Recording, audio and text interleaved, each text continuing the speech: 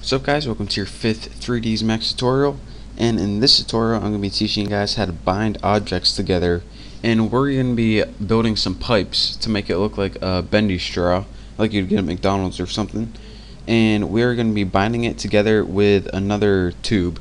So let's go ahead and click tube right here and create our first tube. So I'm going to create something like this, and make sure you drag down instead of up. And now let's go ahead and modify it. Set radius 1, which is the inner radius, to something like 6, and then set the radius 2, which is just a little bit bigger, to 7. And now I'm gonna go ahead and change the height. If I go ahead and drag out here, I can see a little more. Go ahead and gotta select it again. Select it, modify, and change that height until you think you got, like, that looks like the height of a straw. So go ahead and I'm just gonna move this up so it's above the plane, and I'm gonna go ahead and create another one. Remember, your radius is 6 and 7, and you can change the other height to whatever you want. So go ahead and create tube, and let's go ahead and create another one. Drag out, drag down, and now change your radius 1 to 6, change your radius 2 to 7, and then go ahead and scroll your height until you think that looks good. And now let's go ahead and move this so it's a little bit closer. So in your top one, move it to the top, or move it closer to one another. And then in your left, or anytime, or your front, it really doesn't matter, go ahead and drag it up so they are close to one another. They don't need to be touching. Actually, you probably want them a little far apart like that. So now we got two tubes that are same radius but different heights. And as you can see, we're missing just the bendy part of the straw right now. So that's what we're going to create.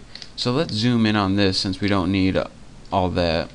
And go ahead and, instead of your standard primitives, and make sure you're in your create still, go ahead and click extended primitives, and then go ahead and click hose. And we're going to create a hose right now. So just go ahead and drag out and drag up. And now we got a hose. And I know that this isn't on top of this or whatever, but that doesn't really matter right now. So the first thing we want to do before we even change the diameter or anything like that is go ahead and connect it. So what you need to do, let's just go ahead and I'm going to deselect this, select your hose, and go up to modify, and that way I just like working in modify better. Go ahead and click bound to object pivots. So go ahead and select that, and that's going to allow you to bind this hose that we just created to your sections of your pipe or tube.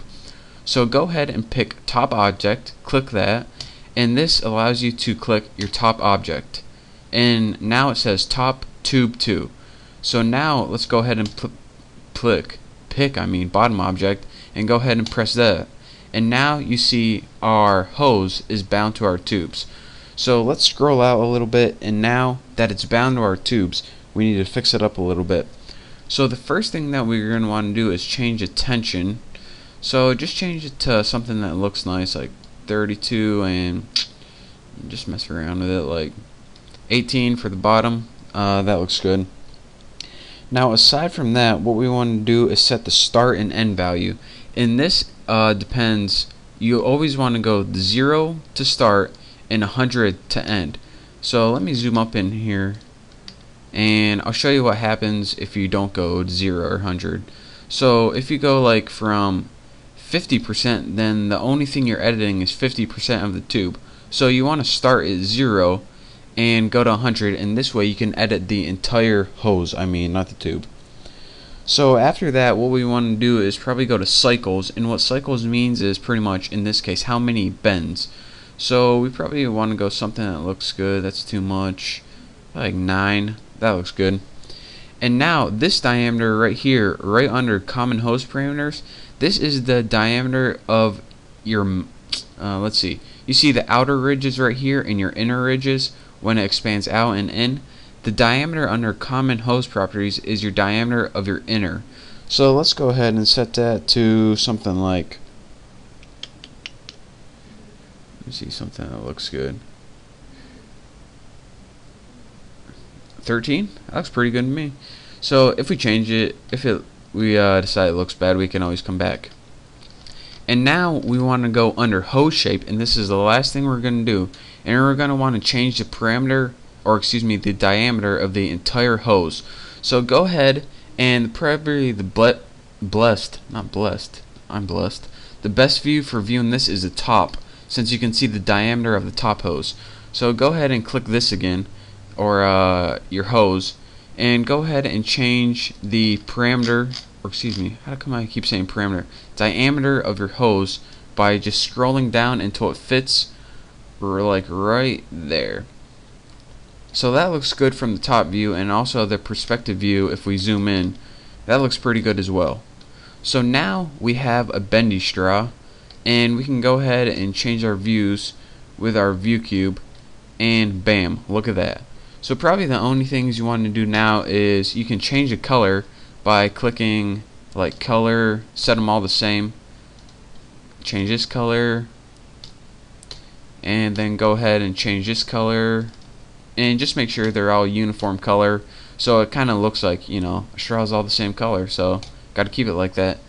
And now if you want to see this kind of moving around, go ahead and select the shorter tube that we just created, and go ahead and in the move tool, and you can see what happens when we move our straw around. The bendable part stays with it since we connected or bound those objects, and we can go ahead and move it down, side to side, left to right, and we can also click rotate, and we want to make sure, and we can go ahead and rotate it like this. So that is how you bind objects to one another. Again, anytime you want to bind an object, just in the modifying panel, with the hose, click bound to object pivots, and then you pick your two objects you want to bind it to. And that's pretty much it for this tutorial on how to create a bendy straw, or how to create a piping system and connect them with hoses. Again, I use tubes and hoses.